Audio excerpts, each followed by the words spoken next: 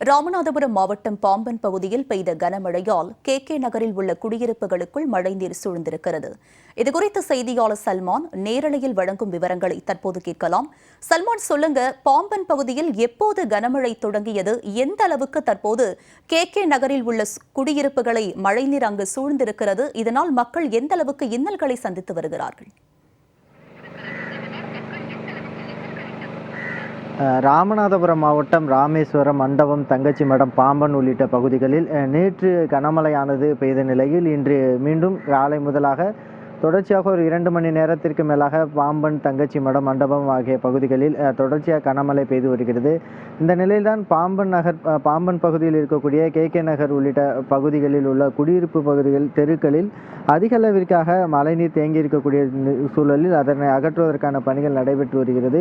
இந்த கே நகர் பகுதியில் உள்ள அந்த குடியிருப்புகள் அதிக அளவிற்காக இருக்கக்கூடிய அந்த தெருக்கள் முழுவதிலுமாக அந்த முழங்கால் அளவிற்காக தண்ணீர் காலை முதலாக இருந்து வரக்கூடிய நிலையில் தற்பொழுது அந்த நீரானது வீடுகளுக்குள் சென்று வீட்டிற்குள்ள பொருட்கள் சேதமடையும் அளவிற்காக தொடர்ந்து அந்த மழை நீரானது சென்று கொண்டிருக்கக்கூடிய ஒரு நிலையை தான் பார்க்கிறோம். அதிக அளவிற்காக மழை பெய்த நிலையில் பாம்பன் பகுதியில் இதுவரைக்கும் வரலாற்றில் இல்லாத அளவிற்காக கனமழையானது பெய்த நிலையில் ராமேஸ்வரம், பாம்பன், தங்கச்சி மடம் உள்ளிட்ட பகுதிகள் அதிக அளவிற்கான பாதிப்புக்குள்ளாகி இருக்கிறது. குறிப்பாக அதேபோன்று மண்டபம் பகுதிகளிலும் அதிக அளவிற்கான குடியிருப்புகளுக்குள் மழைநீர் வந்துள்ள நிலையில் அந்த பொதுமக்களுடைய இயல்பு வாழ்க்கை பாதிக்கப்பட்டிருக்கிறது. ஏனென்றால் இதுபோன்ற பகுதிகளினால் இதுவரைக்குமாக இது மாதிரியாக இந்த பாம்பன் ஊராட்சி பகுதிகளில் தண்ணீர் இதுவரையும் வந்தது கிடையாது. ஆனால் முதல் முறையாக இது போன்ற கனமழையால் தண்ணீர் வீடுகளுக்குள் வந்திருக்கக்கூடிய நிலையில் அந்த பகுதி மக்கள் இருக்கிறார்கள். அவங்கள்ட்ட கேட்க, இது மாதிரி தண்ணி வந்தது எவ்வளோ சிரமமானது? ரொம்ப சிரமமாக தான் சார் இருக்குது. ஸ்கூல் போக முடியல, பிள்ளைங்க ஸ்கூல் போக முடியல. ஒரு ஜாமான் சின்ன பிள்ளைங்களுக்கு கூட பால் பாக்கெட் கூட வாங்க முடியல. ரொம்ப சிரமமாக இருக்குது. தண்ணியில் மிதந்த மாதிரியே இருக்கும். எந்த ஒரு வெளியிலையும் போக முடியல, எந்த ஒரு வேலையும் பார்க்க முடியல, தூங்க முடியல. ஃபுல்லாக வீடு ஃபுல்லாக தண்ணி, கிச்சனை வரைக்கும் தண்ணி வந்திருக்கு. அதனால் நாங்கள் வெளியில் மகால் அவங்க சொந்தக்கார வீட்டுக்கு தான் போய் தங்கிக்கிட்டு இருக்கோம். வெளியில் வந்து பார்க்க போகும்போது ரொம்ப கஷ்டமாக இருக்குது. நைட்டில் என்ன பூச்சிக்கொட்டை வந்துக்கிட்டு இருக்குது, பாம்பு, பூரா, தேள் எல்லாம் வந்துக்கிட்டு இருக்குது. அதனால் சின்ன பிள்ளை வச்சுக்கிறதுக்கு எங்களுக்கு பயமாக இருக்குது, ஒரு அச்சுறுத்தலாகவே இருக்குது. அதனால் நாங்கள் வெளியில் போய் தங்கிக்கிட்டு இருக்கோம் சார். இப்போ இது வரைக்கும் மழையில் இது மாதிரிலாம் தண்ணி வந்திருக்குது அந்த இது வரைக்கும் இது வரலாறு காரணம் மழை தான் சார். இந்த நேற்றைய மழை சரியான மழை. முழங்கால் வர தண்ணி வந்துருச்சு. எனக்கு எந்த ஒரு ஏரியாவில் வந்து இப்படிலாம் மழை பெஞ்சே கிடையாது. இதுதான் முதல் தடவையாக வந்து சரியான மழை பெஞ்சு ரொம்ப மக்கள் வந்து ஒரு அச்சநிலைக்கு உண்டாயிடுச்சு.